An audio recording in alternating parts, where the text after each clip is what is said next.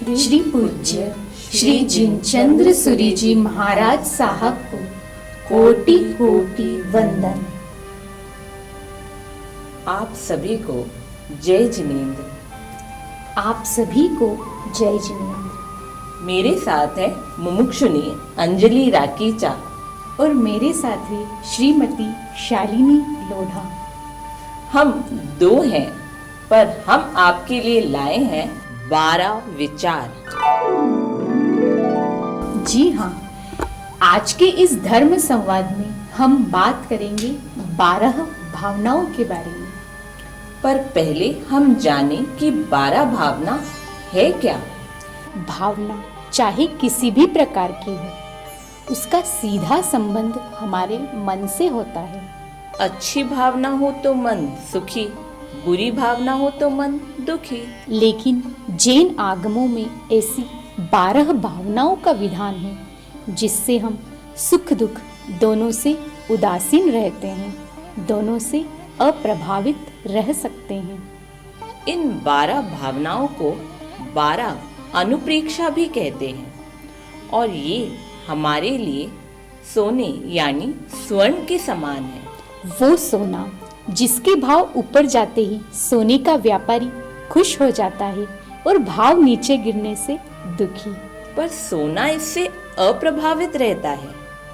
ऐसे ही यह 12 भावना है जो हमें संयोग वियोग में भी शांत रहना सिखाती है, जो हमें विपत्ति में धैर्य और संपत्ति में विनम्रता सिखाती है। तो आइए जानते हैं पहली भावना, अनित्य भावना।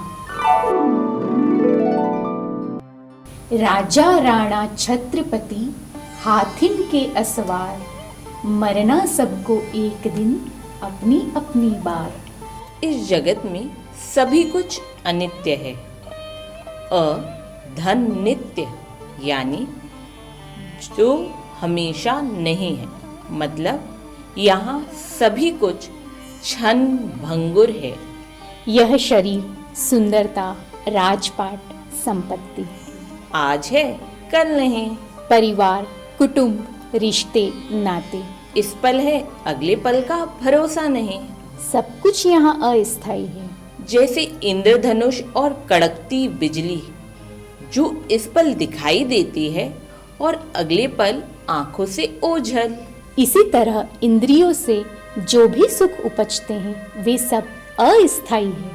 इसलिए संसार के भोगों से ममत्व नहीं करना और ना ही इनके वियोग में अरति करना और संयोग में रति करना, यही अनित्य भावना है। दूसरी भावना है अशरण भावना।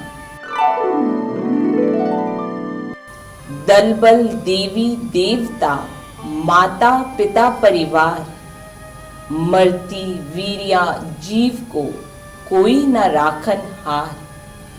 अ प्लस शरण यानी कहीं भी शरण नहीं है। विकराल मृत्यु के पंजे से बचने के लिए जीव को कहीं भी कोई भी शरण या सहारा नहीं है। चाहे कोई राजा हो या रंक, बड़े से बड़ा पंडित हो या अज्ञानी, धनवान हो या गरीब, सभी को एक दिन अपने शरीर को छोड़कर नई योनि में अपने कर्मफल को भोगना ही होता है। चाहे बड़ी से बड़ी शक्ति हो, माता पिता हो, देवी देवता हो, अपार सेना हो, बढ़िया से बढ़िया दवा हो, कोई भी चेतन या अचेतन पदार्थ हो, पर मृत्यु से कोई नहीं बचा सकता। यही है अशरण भावना। इस भावना का मन में विचार करने से जीव मृत्यु के समय शोक नहीं करता और ना ही किसी और की मृत्यु पर शोक करता है। जो असरण भावना को समझ जाता है वह मृत्यु को शाश्वत सत्य मानकर संसार के भौतिक सुखों में नहीं उलझता। तीसरी भावना है संसार भावना। दाम बिना निर्धन दुखी, तृष्णावश धनवान, कहूँ न सुख संसार में, सब जग देखियो छान। जीव की 4 प्रकार की गति होती है। स्वर्ग, नर्क, मनुष्य पर्याय और तिर्यंज यानी पशु पर्याय, पर सभी जगह जीव दुख ही दुख भोगता है। इस संसार में प्रत्येक प्राणी दुखी है, क्योंकि वो अपने आत्म स्वरूप को भूल जाता है, इसलिए जन्म मरण के दुखों को भोगता रहता है।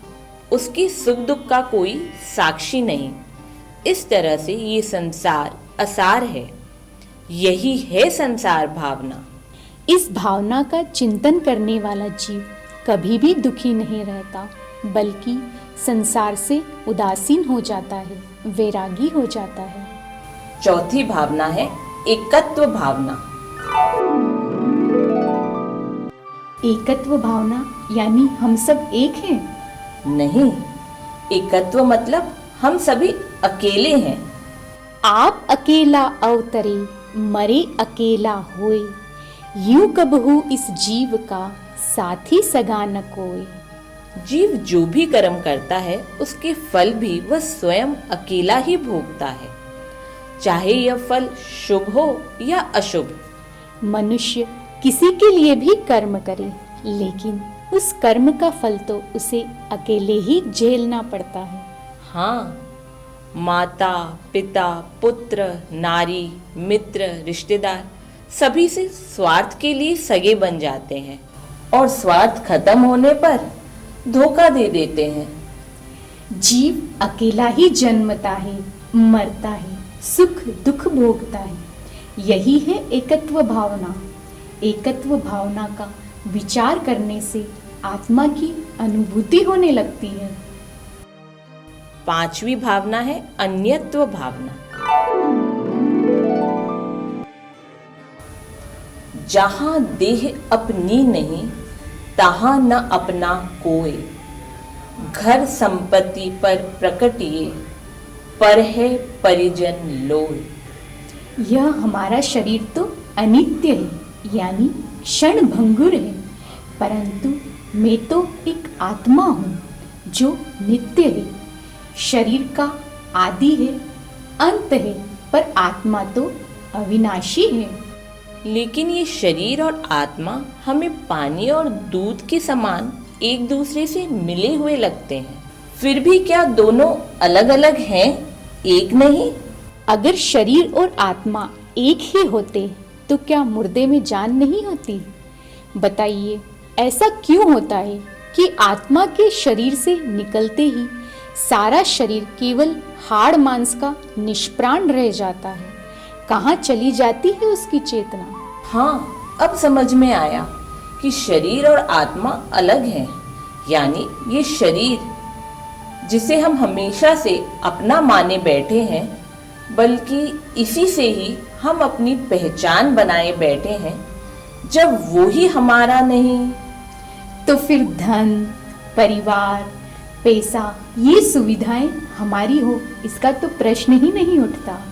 यही है अन्यत्व भावना, और इस भावना के मनन से हमारे मन में वैराग्य की वृद्धि होती है, जिससे मोक्ष सुख की प्राप्ति संभव है। छठी भावना है असुचि भावना।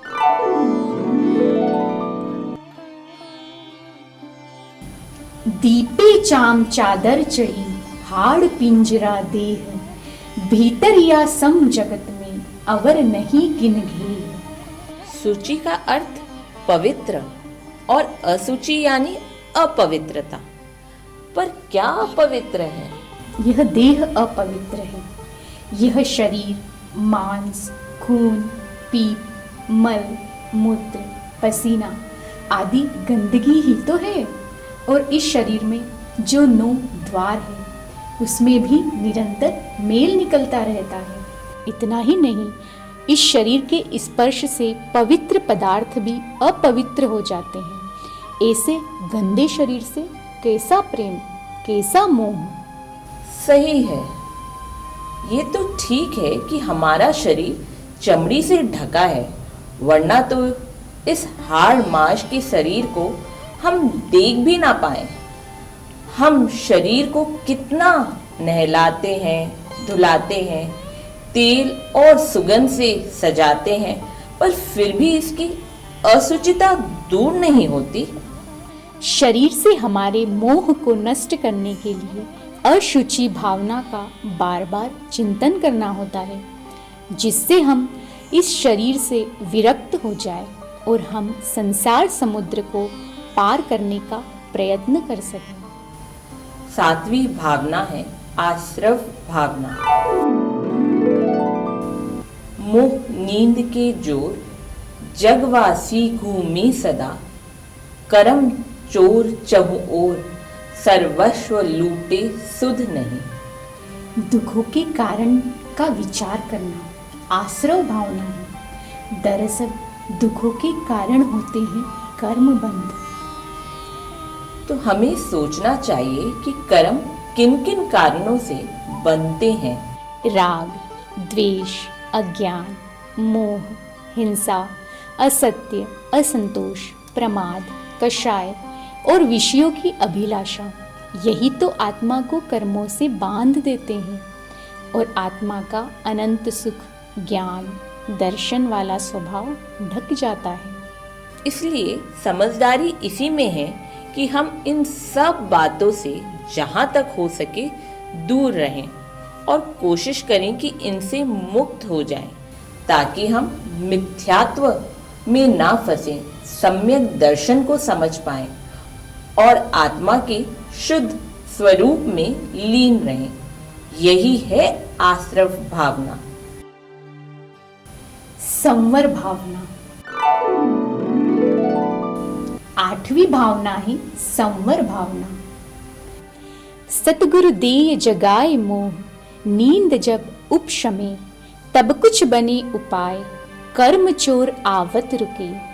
जिन्होंने पाप पुण्य नहीं किया, शुभ और अशुभ कर्मों के फल से रति और अरति नहीं की, शुभ अशुभ भाव नहीं किए, बल्कि आत्मा के अनुभव में मन को लगाया, ऐसे आत्म स्वभाव में लीन रहने वाले जीव आते हुए कर्म को आत्मा से बनने से रोक लेते हैं।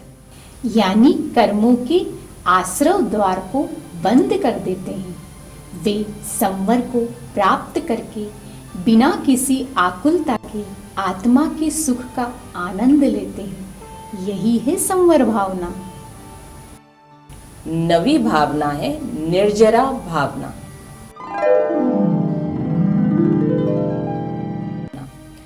ज्ञान दीप तप तेल भर, घर सोधे भ्रम छोर, या विधि बिन निकसे नहीं, बैठे पूरब चोर।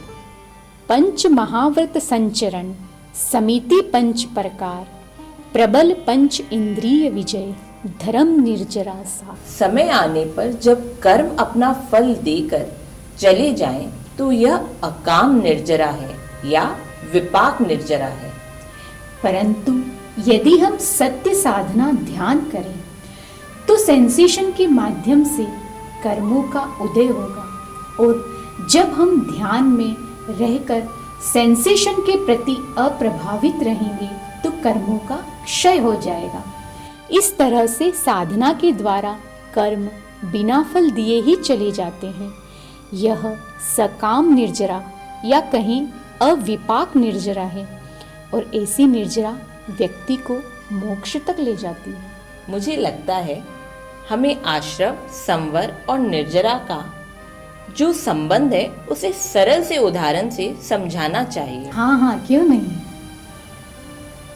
यदि हम एक नाव का उदाहरण लें तो आश्रव यानी नाव की नदी में चलने पर सुराग से पानी आना, संवर यानी सुराग को बंद करना, और निर्जरा यानी नाव के अंदर के पानी को निकालना। इसे समझने की कोशिश कीजिए, यह बहुत सरल है। नौका में छेद से पानी का आना यानी आश्रव, छेद बंद करके पानी को आने से रोक देना संवर। मगर जब पानी आ चुका है उसका क्या हो, तो उसे धीरे धीरे उलीचना पड़ेगा। बस यही निर्जरा है। निर्जरा का अर्थ है झाड़ देना, पूर्व कर्मों को झाड़ देना, अलग कर देना। इसे ही निर्जरा कहते हैं। साधना की भाषा में बात करें तो सेंसेशन आश्रव है, साधना संवर और फिर निरंतर साधना से निर्जरा। लोक भावना, 10वीं भावना है लोक भावना। 14 राजू उतंग नव, लोक पुरुष संठान, तामे जीव अनादि तई, भरमत है बिन ज्ञान। जो शाश्वत 6 द्रव्यों से बने हुए हैं वो 3 लोक हैं। इनको न किसी ने बनाया, न ही कभी ये नष्ट होने वाले हैं और न ही इन्हें कोई चला रहा है। पर जीव इस असार लोक में अपने कर्मों से कमाए सुख दुख भोगता रहता है और जन्म मरण के चक्र में फंसा रहता है।